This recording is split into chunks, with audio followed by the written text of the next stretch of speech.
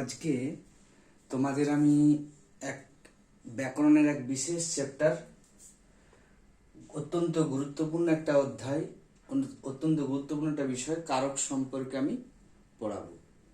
ইংরেজিতে এই কারকের যে ইংরেজি প্রতিশব্দ কেস বলা হয়, বাংলাতে কারক শব্দটা যদি ব্যুৎপত্তিগত অর্থ ব্যুৎপত্তি ধরি, কারক শব্দটা যদি আমরা ব্যুৎপত্তি ধরি,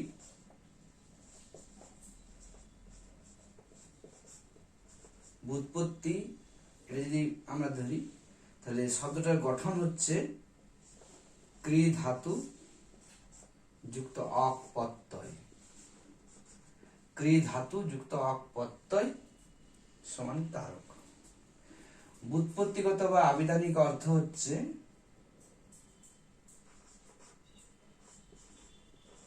ব্যুৎপত্তিগত অর্থ দাঁড়ায় যে করে।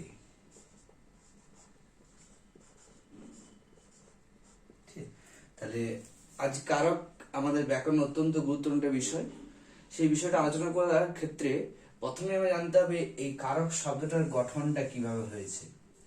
কারক শব্দের গঠন হয়েছে ক্রি ধাতু, ক্রি ধাতু তার সঙ্গে আমাদের নক বা অক প্রত্যয় যোগ করে আমাদের কারক শব্দটা গঠিত হয়েছে। এই ব্যুৎপত্তিগত অর্থ ধরে আমাদের অর্থ হয় যে করে বা যে সাধন করে, যে ক্রিয়া করে বা যে কাজ করে, সে হচ্ছে কারক। যে করে, ক্রি মানে করা, অক মানে যে করে। দর্শক, ঠিক আছে, যে দেখে, ঠিক আছে, সেরকম এখানেও ক্রিযুক্ত যে করে বা যে সম্পাদন করে। কিন্তু আমাদের ব্যাকরণের ক্ষেত্রে এই অর্থটাকে কিন্তু আমরা কাজে লাগিয়ে আমরা ব্যাকরণের এই যে আমরা আলোচনা করব সেখানে এই যে করে বিষয়টা খুঁজে পাবো না। ব্যাকরণে এর অর্থ দাঁড়ায়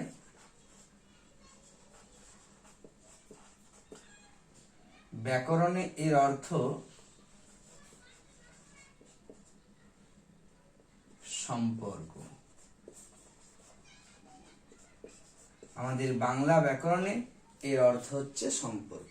তাহলে আমরা দেখতে পেলাম কারক শব্দের ব্যুৎপত্তি ক্রি ধাতু যুক্ত অক প্রত্যয়, ব্যুৎপত্তিগত অর্থ দ্বারায় যে করে, আর ব্যাকরণে অর্থ বা ব্যাকরণগত অর্থ যদি বলি আমরা, ব্যাকরণগত অর্থ হচ্ছে সম্পর্ক। ঠিক আছে, এবার এই প্রসঙ্গে বলি, সম্পর্ক কখনোই একা হয় না। সম্পর্ক দেখবে আমাদের সম্পর্কর ব্যাপারটা আলোচনা করতে গিয়ে দেখবো আমরা যে একজনের সঙ্গে আরেকজনের, একটা বস্তুর সঙ্গে আরেকটা বস্তুর, একটা প্রাণীর সঙ্গে আরেকটা প্রাণীর সম্পর্ক কখনো একা বিষয়টা থাকে না। সম্পর্কে সবসময় একাধিক বিষয়টাই উঠে আসে।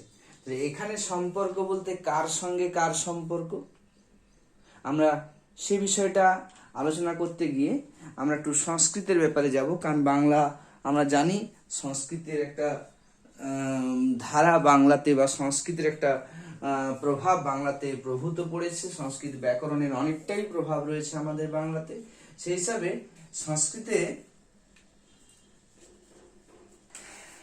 বিখ্যাত ব্যাকরণবিদ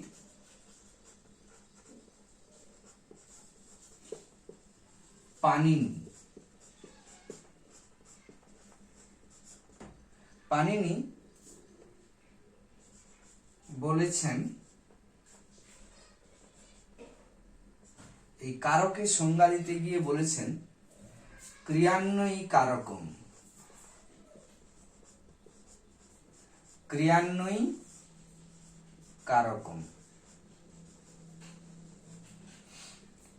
এই ব্যাপারটাকে ভাঙলে, ঠিক আছে, ক্রিয়ান্বয়ী কারকম এটা যদি ভাঙি আমরা, ক্রিয়ার সঙ্গে অন্বয় বা সম্পর্কই হলো কারক। ক্রিয়ার সঙ্গে অন্বয় আছে, অন্বয় মানে অন্বয়, ক্রিয়ার সঙ্গে অন্বয় বা সম্পর্কই হলো কারক। অন্বয় বা সম্পর্কই হলো কারক। তাহলে আমরা কারকের সংজ্ঞা একটু সংস্কৃত থেকে আমরা পেয়ে গেলাম। ব্যাকরণবিদ পাণিনি বলেছেন যে ক্রিয়ান্বয়ী কারকম, অর্থাৎ ক্রিয়ার সঙ্গে অন্বয় বা সম্পর্কই হলো কারক। ক্রিয়ার সঙ্গে অন্বয় বা সম্পর্কই হলো কারক। এক্ষেত্রে তাও কিছু একটা কিছু একটা কম কম আমাদের লাগছে, একটু কিছু আমাদের একটা বলতে পারো একটা কিছু একটা যেন এখানে নেই, এরকম একটা ভাব লাগছে। কিরকম ব্যাপারটা, যে ক্রিয়ার সঙ্গে অন্বয় বা সম্পর্ক, ক্রিয়ার সঙ্গে কার অন্বয় বা সম্পর্ক, সেই ব্যাপারটা এখানে কিন্তু একটু আমাদের বাদ দেওয়া আছে। সেই ব্যাপারটাকে আমরা একটু আলোচনা করব। আমাদের বাংলাতে বলছে ক্রিয়ার সঙ্গে বাক্যের অন্যান্য নাম পদগুলোর, বাংলায় বলছে ক্রিয়ার সঙ্গে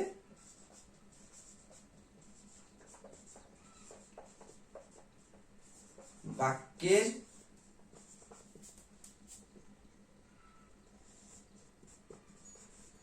অন্যান্য নাম পদের সম্পর্কই কারক।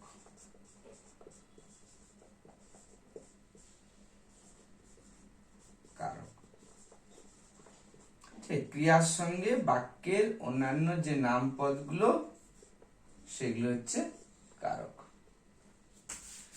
এবারে আমরা যদি আরো এটাকে ডিটেলসে যাই, নামপদ বলতে সব নামপদ নয়, নামপদ বলতে সব নামপদ নয়। এই নামপদ বলতে আবার আমরা যদি ভালোভাবে বলি তাহলে হবে বিশেষ্য ও সর্বনাম। কিন্তু আমরা সংজ্ঞা যখন লিখব তখন এত ডিটেলসে যাই না, আমরা এইটুকুই লিখে দিই, ক্রিয়ার সঙ্গে বাক্যের অন্যান্য নাম পদগুলির সম্পর্ককেই কারক বলে। নাম পদের এবারে ব্রেকেটে লিখতে পারো তোমরা বিশেষ্য সর্বনাম পদের সম্পর্ক। ঠিক, ক্রিয়ার সঙ্গে বাক্যের অন্যান্য নাম পদ অর্থাৎ বিশেষ্য সর্বনাম পদের সম্পর্ককেই বলা হয় কারক। ঠিক আছে, তাহলে আমরা কারক জিনিসের এখনো কারক শব্দটা থেকে আমরা যেগুলো পেলাম, কারক শব্দের ইংরেজিতে আমরা কেস অর্থে ব্যবহার করি।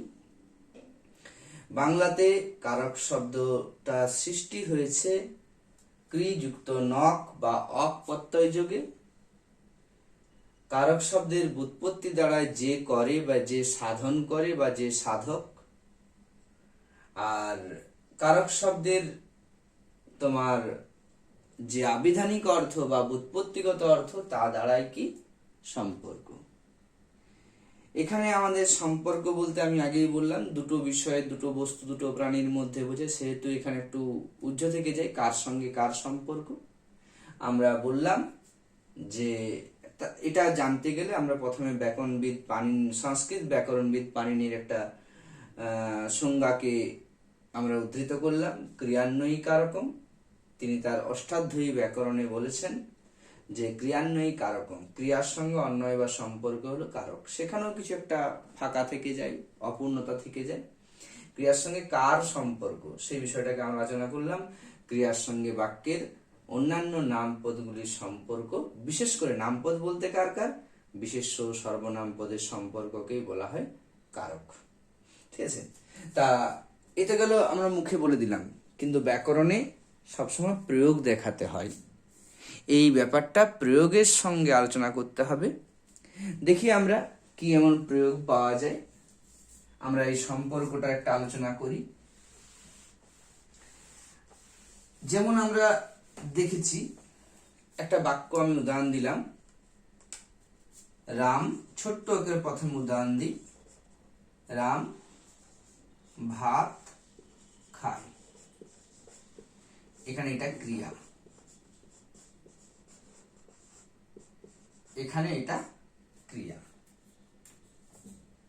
এই ক্রিয়াটার সঙ্গে রামের সম্পর্ক আছে। খায়, কে খায়, খাওয়া কাজটা রাম করছে, অতএব এটা কর্তার সম্পর্ক, কর্তা সম্পর্ক বা কর্তৃ সম্পর্ক। কারণ খাওয়া কাজটা রাম নিজে করছে, ওই জন্য খায়ের সঙ্গে রামের সম্পর্ক হচ্ছে কর্তৃ সম্পর্ক। আর কাকে অবলম্বন করে খাওয়া কাজটা করছে? ভাতটাকে অবলম্বন করে। যাকে অবলম্বন করে খাওয়া কাজটা করে সেটা হচ্ছে কর্মপদ, এটা হচ্ছে কর্মপদ। তাই তো, কি দিয়ে প্রশ্ন করলে কর্মপদ পাই, এবং যাকে অবলম্বন করে ক্রিয়া সম্পাদন করে তাকে কর্মপদ বলে। তাই এটা কর্মপদ, এটা ক্রিয়াপদ এখানে। আর এটা ছিল কর্তা। কর্তার সঙ্গে ক্রিয়ার সম্পর্ক রয়েছে, কর্তৃ সম্পর্ক। এটা কর্মপদ, কর্মের সঙ্গে ক্রিয়ার সম্পর্ককে কর্ম সম্পর্ক বলা হয়, মানে কর্মকারক সম্পর্ক, মানে কারক। আমরা দেখতে পেলাম কে খায়? রাম। কি খায়? ভাত। অর্থাৎ খায়ের সঙ্গে রামের সম্পর্ক আছে, খায়ের সঙ্গে ভাতের সম্পর্ক আছে। এই যে ক্রিয়ার সঙ্গে প্রত্যেকটা বাক্যের নাম পদগুলোর যে সম্পর্ক, সেই সম্পর্কগুলোর নাম হচ্ছে কারক। কোনটা কর্তার সঙ্গে ক্রিয়ার সম্পর্ক, যার নাম হচ্ছে কর্তৃ সম্পর্ক। কর্মের সঙ্গে ক্রিয়ার সম্পর্ক, যার নাম হচ্ছে কর্মকারক বা কর্ম সম্পর্ক, এটা কর্তৃকারক বা কর্তৃ সম্পর্ক। এবার আমরা দেখব একটা ফ্যামিলিতে, একটা পরিবারে, যেমন দেখবে দাদু প্রধান, দাদুর সঙ্গে আরো বিভিন্ন রকমের সব পরিবারের যে সদস্য তাদের একটা সম্পর্ক থাকে। কারোর সঙ্গে তোমার দাদু নাতির সম্পর্ক, দাদুর সঙ্গে কারো পিতা পুত্রের সম্পর্ক, দাদুর সঙ্গে কারো তোমার স্বামী স্ত্রীর সম্পর্ক, কারো পুত্রবধূ শ্বশুরের সম্পর্ক। সেরকম এখানেও এই ক্রিয়ার সঙ্গে কারোর কর্তৃ সম্পর্ক, কারো কর্ম সম্পর্ক। এবার দেখব শুধু কি কর্তৃ সম্পর্ক, কর্ম সম্পর্ক, আর অনেক রকমের সম্পর্ক রয়েছে। তা জানবো এই কারক বা এই সম্পর্ক ক্রিয়ার সঙ্গে কত রকমের। তার জন্য একটা পূর্ণাঙ্গ ফ্যামিলি, পূর্ণাঙ্গ পরিবার, যেমন সেই তোমরা ছোটবেলাতে ফ্যামিলি ট্রি বা পরিবারের যে গাছ আমরা আলোচনা করেছিলাম বা আমরা দেখে পড়েছি, সেরকম এখানেও আমাদের একটা পূর্ণাঙ্গ আমরা একটা বাক্য নিচ্ছি, যেখানে সব সম্পর্কগুলোকে আমরা খুঁজে পাবো। দেখি একটা পূর্ণাঙ্গ যদি আমরা বাক্য নিই, তাহলে এই সম্পর্ক কত ধরনের হয় সেই ব্যাপারটাকে আমরা দেখতে পাবো। যেমন একটা পূর্ণাঙ্গ বাক্য যদি আমরা নিই, দেখব যে রহিম রাত্রিবেলা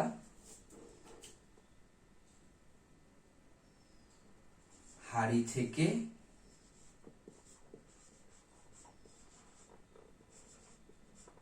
চামচ দিয়ে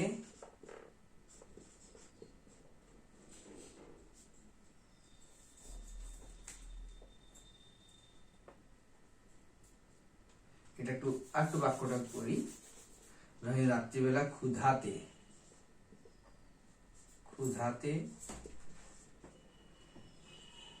হাড়ি থেকে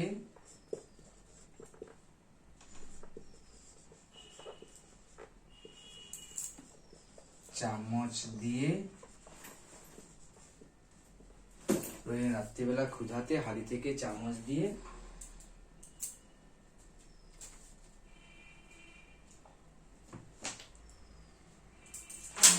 একটু যোগ করতে হবে। রহিম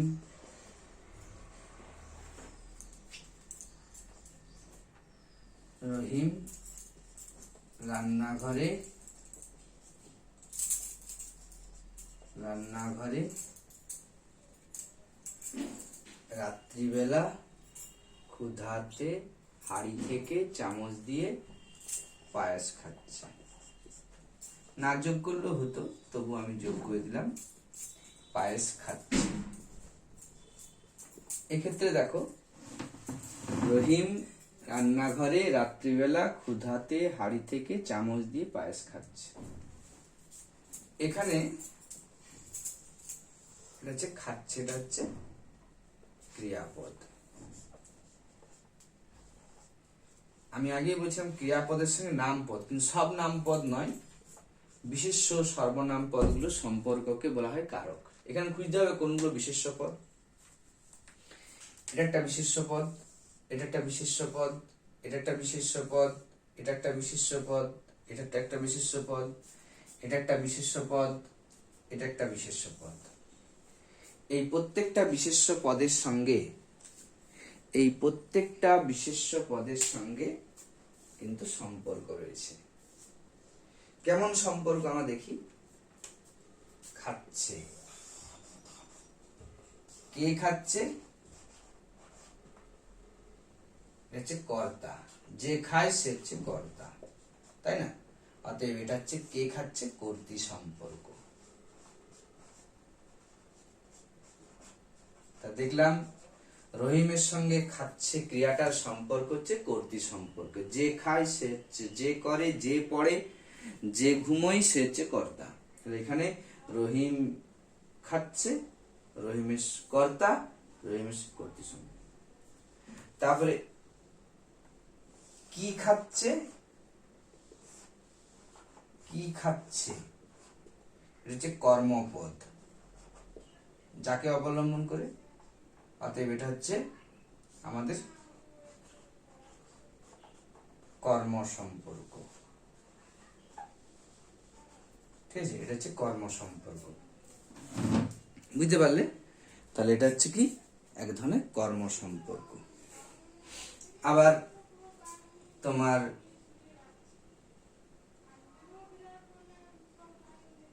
কোথায় খাচ্ছে, কখন খাচ্ছে, এই দুটো হচ্ছে কোথায়, কখন। এই স্থান এবং কাল বোঝালে সেগুলো হয়, এই দুটোই কিন্তু অধিকরণ পদ।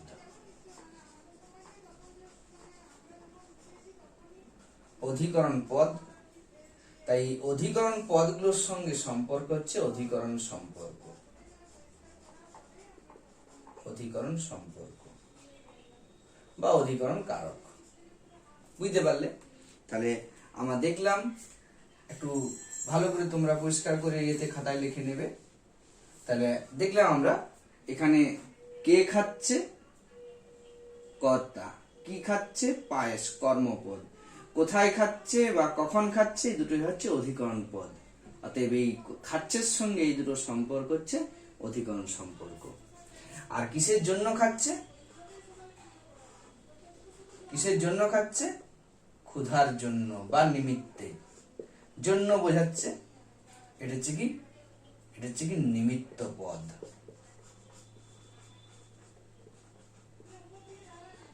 ঠিক আছে, এটা হচ্ছে কি নিমিত্ত পদ। যার জন্য ক্রিয়া করে, যার জন্য খায়, যার জন্য পড়ে, যার জন্য ঘুমায়, যার জন্য কোনো ক্রিয়া করে, সেটা হচ্ছে নিমিত্ত পদ।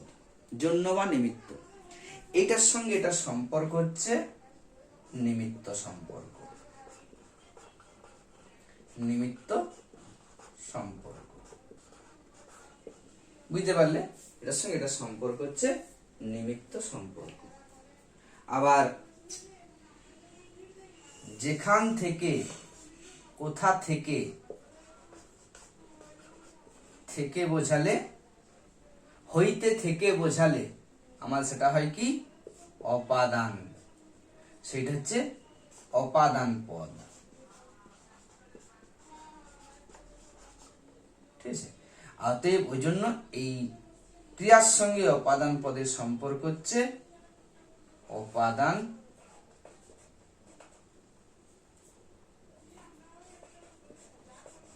অপাদান সম্পর্ক বা অপাদান কারক। বুঝতে পারলে? আবার আমরা যদি এটার সঙ্গে দেখি, এটা দিয়ে, দিয়ে, যাকে দিয়ে, দিয়া বা দ্বারা, বা দ্বারা বোঝাচ্ছে, যার দ্বারা বা যাকে দিয়ে বোঝালে হচ্ছে কি করণ পদ হয়। করণ পদ। এই করণ পদের সঙ্গে ক্রিয়ার যে সম্পর্ক তা হচ্ছে করণ সম্পর্ক বা করণ কারক। তা হচ্ছে করণ সম্পর্ক বা করণ কারক। বুঝতে পারলে? তা হচ্ছে করণ সম্পর্ক বা করণ কারক। তাহলে আমরা দেখতে পেলাম ক্রিয়ার সঙ্গে কর্তৃ সম্পর্ক। আমরা একে একে একটু হাইলাইট করে নিই।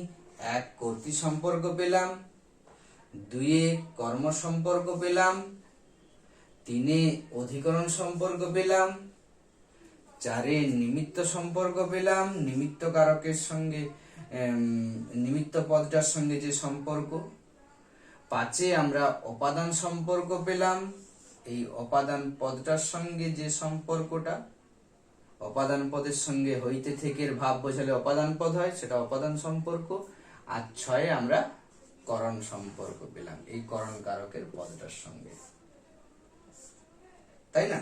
আমরা করণ কারকের পদটার সঙ্গে আমরা করণ সম্পর্ক পেলাম।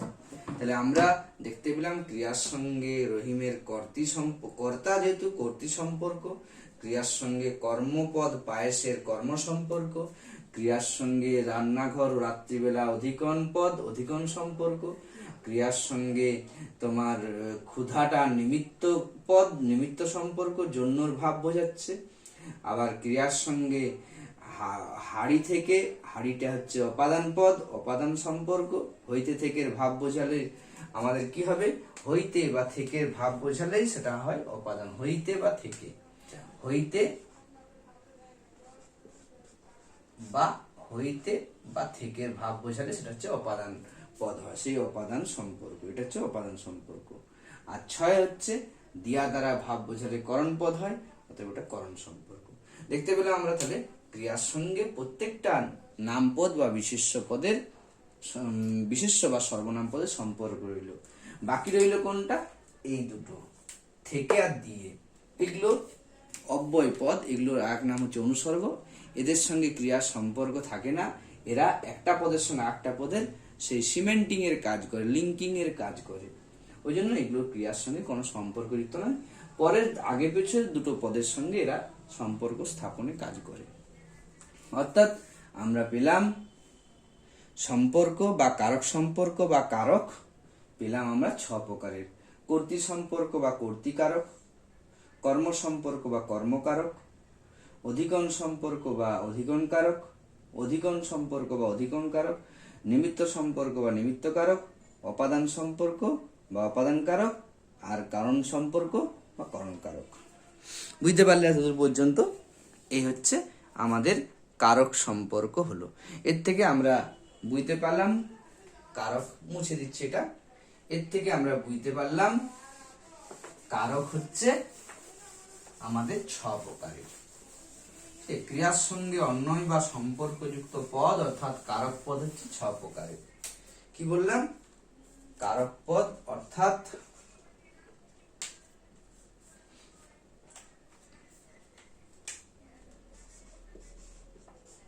কারক বা কারক পদ 6 প্রকারের।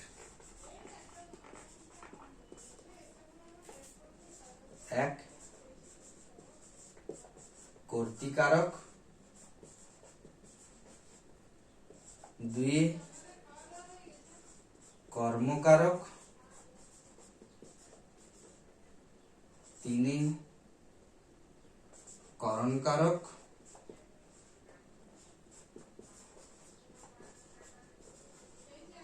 4 অধিকরণ কারক,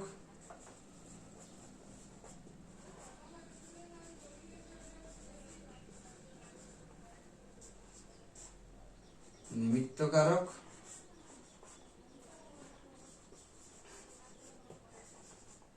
6 হচ্ছে অপাদান কারক।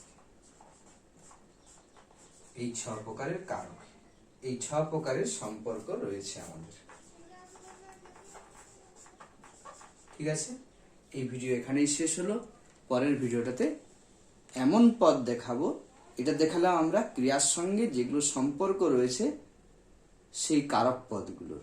আবার এমন অনেক পদ আছে ক্রিয়ার সঙ্গে, এমন অনেক পদ আছে ক্রিয়ার সঙ্গে কোনো সম্পর্ক থাকে না, বাক্যের মধ্যেও অবস্থান করে তবুও সম্পর্ক থাকে না, সেই সব পদ, অর্থাৎ যদি ক্রিয়ার সঙ্গে সম্পর্ক থাকে সেই পদ হলে কারক পদ বললাম।